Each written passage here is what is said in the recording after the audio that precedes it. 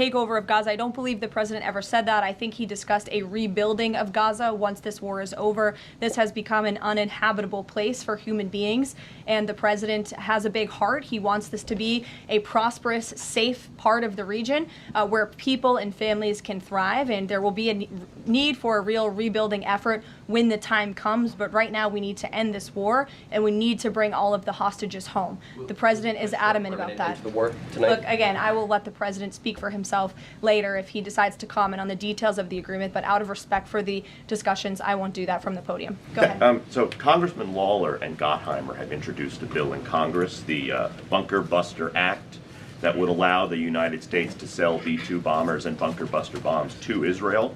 Is that something the president would support? Well, I don't know if the president's aware of the Bunker Buster Act, but I will ask him and see what his opinion on that is. I'm not sure. All right, thank you. Caroline. Thank you, Caroline. Building off of the question earlier about the shooter in Texas who targeted ICE, Axios reported today, I believe, that Democrat lawmakers were saying their constituents are calling on them to be more violent when they go to ICE facilities, including, I believe, they want them to shed blood, and that they said that Democrat lawmakers should be willing to get shot themselves. Can you respond to that, and do you have concerns that any of these lawmakers might act on the wishes of their constituents? It's hard to believe anyone with morals in this country or decency would say such a thing. Obviously, the White House condemns that rhetoric, and we condemn violence of any kind.